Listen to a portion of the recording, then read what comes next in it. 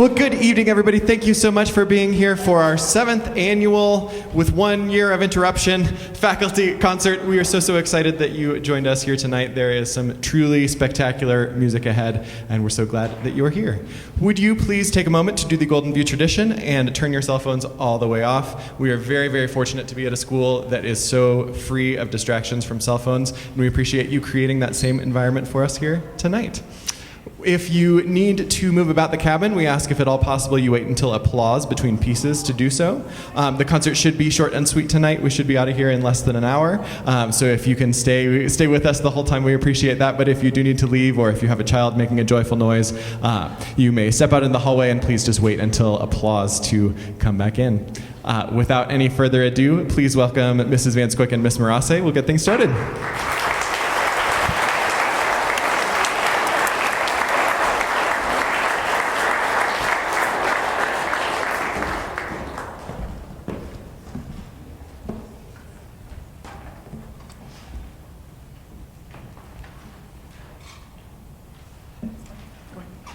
I'm just going to explain a little bit about this piece. Out of context, it may seem awkwardly flirty. It is, but purposefully. This piece comes from the end, the last act of The Magic Flute, where Papageno, represented by Dr. Van Squick, is usually sung by a baritone. In this case, it is played on a saxophone. Papageno is tasked in the opera with assisting Tamino on his many tasks to earn Pamina. And we learn in Mozart's operas where if their names sound similar, they're going to fall in love. So Papageno helps Tamino find Pamina. But in the process, Papageno gets himself in quite a lot of trouble with some very powerful people, and they task him with his own trials. At one point, he is presented with an old, haggard woman, and the ladies of the Queen of the Night say, "Marry her and you'll be happy forever." And he says, "Oh, hard pass, no thank you." And she, in like Beauty and the Beast style, unravels herself, and she's actually Papagena, the one who sounds like Papageno, and so then they must fall in love, and he is devastated to have lost her. So he goes through many trials of silence, and helping and telling the truth and things like this until he finally becomes right of soul and is rewarded with Papagena. So this duet happens when Papagena is revealed to Papageno. He plays his little glockenspiel, and she emerges, and he's this awkward half-bird keeper guy who no one really understands and no one gets and no one loves him, and all he wants is to be loved. And out comes this bird-like girl, and they kind of stutter and flirt, and then decide that if you're Papageno and I'm Papagena, we must love each other, and let's run away and have babies.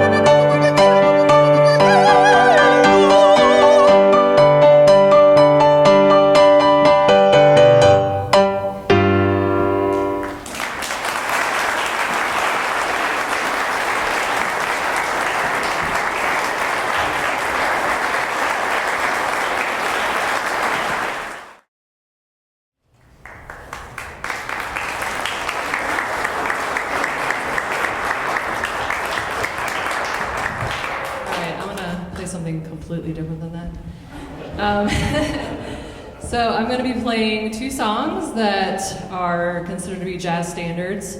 They used to be Broadway musical hits. The first one is I Can't Give You Anything But Love, and that one is from the 1920s from a musical on Broadway called Blackbird.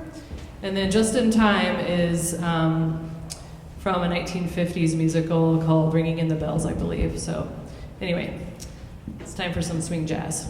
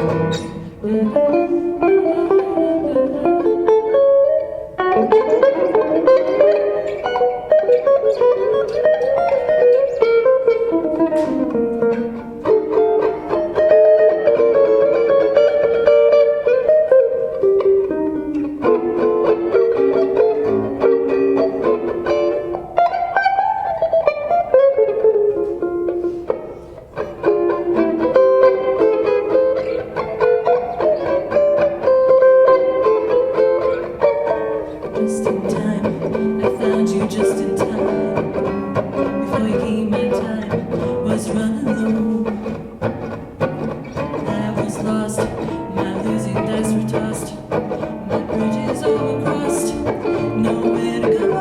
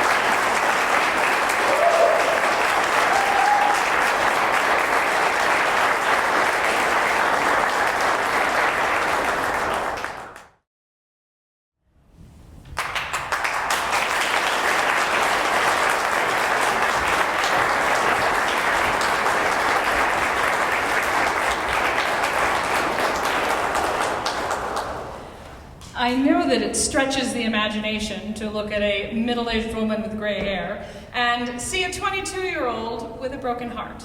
But in fact, when I was 22, the first man that I ever fell in love with ended our relationship, and I was devastated. This song is a similar situation where a young woman knows that the man that she loves is about to break up with her. It's from a musical called Song and Dance. And in this song, she is giving him advice as to how he can break up with her well. The song was written in 1979 when people still wrote letters to one another. I suspect that if it were written today, it would include the line, "Don't send me a text."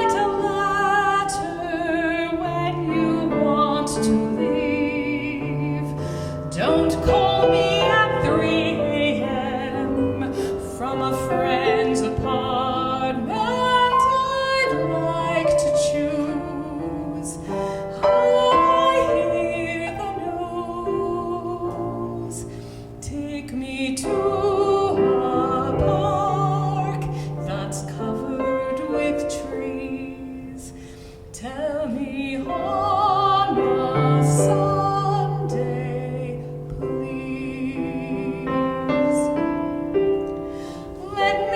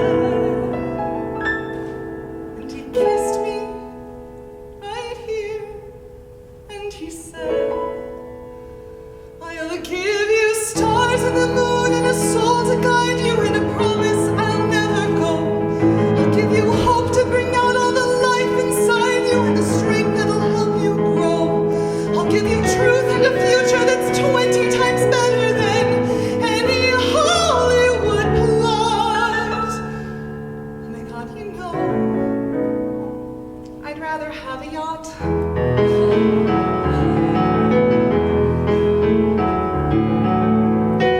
I met a man who lived his life out on the road, who left a job out west in Portland on a whim.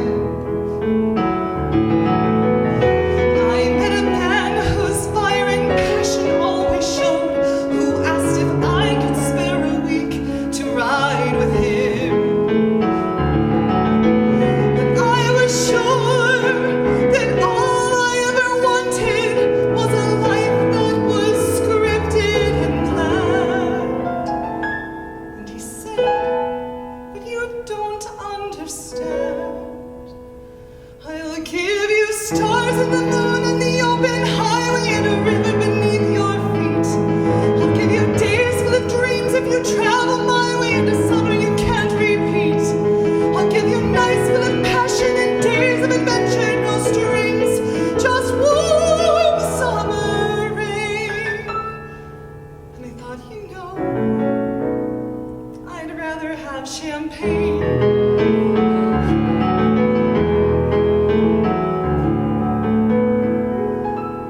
I met a man who had a fortune in the bank, who had retired at age 30, set for life. I met a man and didn't know which stars to thank, and then he asked one day if I would be his wife. And I looked up, and all I could think of was the life I had dreamt I would live. And I said to him, what will you give? I'll give you cars and a townhouse in Turtle Bay and a fur and a diamond ring. And we'll get married in Spain on my yacht today, and we'll honeymoon in Beijing. And you'll meet stars at the parties I throw at my villas in Nice and Paris in June. And I said, okay. And I took a breath, and I got my yacht, and the years went by, and it never changed, and it never grew, and I never dreamed. And I woke one day, and I looked around, and I thought, oh my God,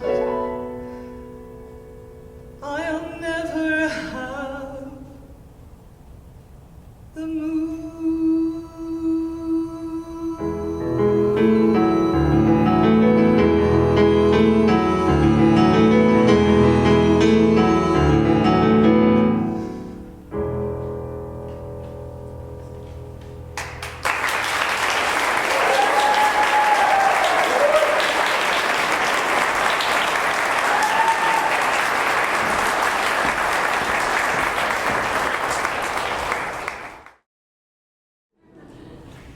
Thank you so much. Thank you for your patience. I have to kind of plug myself into the matrix for this next piece.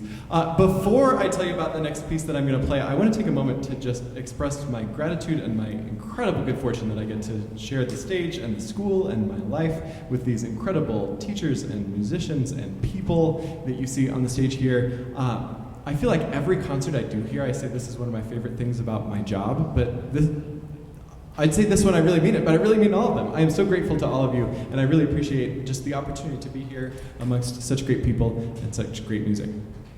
So the first piece that I'm going to play for you is called Chapter 1, Page 1, and it is named after the first chapter and the first page of the American author Henry Miller's book, The Tropic of Cancer. The Tropic of Cancer is a truly horrifying book. Do not read it. But it is set in Paris around the turn of the 20th century. And if you know anything about early 20th century Paris, it was the birthplace of the avant-garde.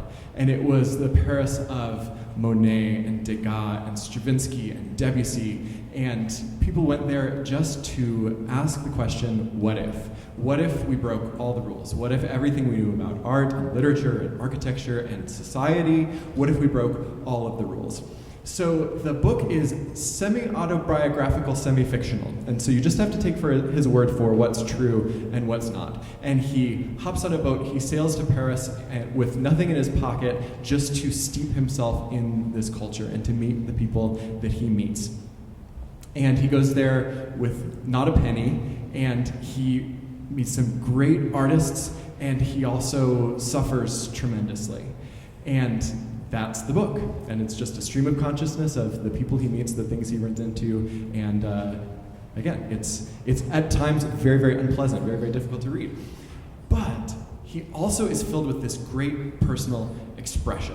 And so as he's there, he sits down to write a book. And as he's writing a book, he puts a mirror next to his typewriter so that he has to look himself in his sunken, haggard eyes and see the real face of humanity as he writes.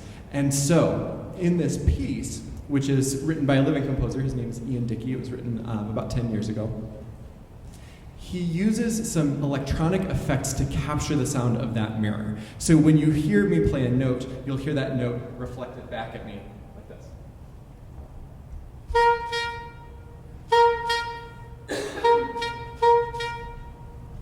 And so as he explores, he can experience joy and some beautiful, pleasant things with consonant harmonies. And he also suffers and he's terrified with some dissonant harmonies.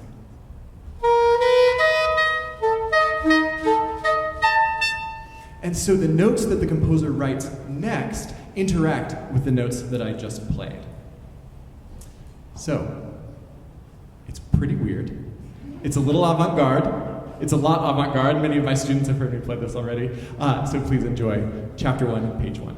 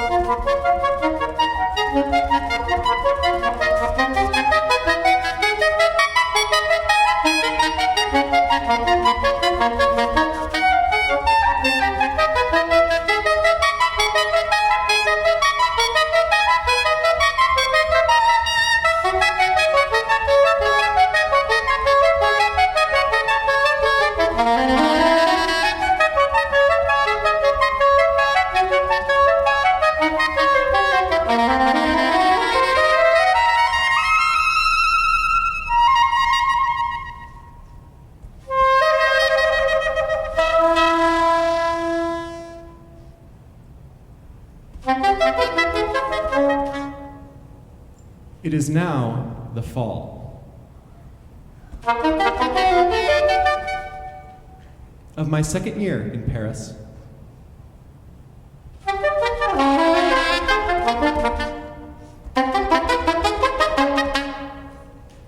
I was sent here for a reason.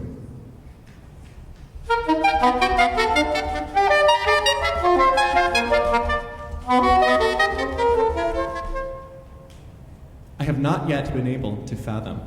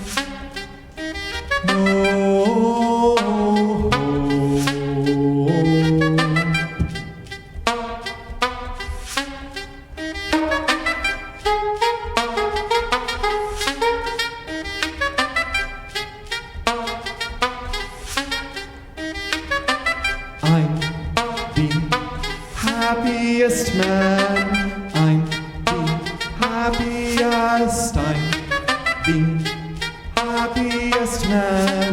I'm the happiest.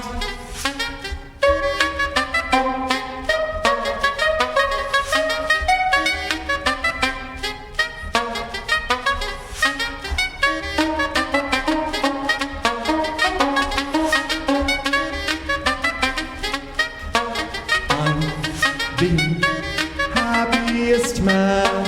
I'm the happiest. I'm the happiest man.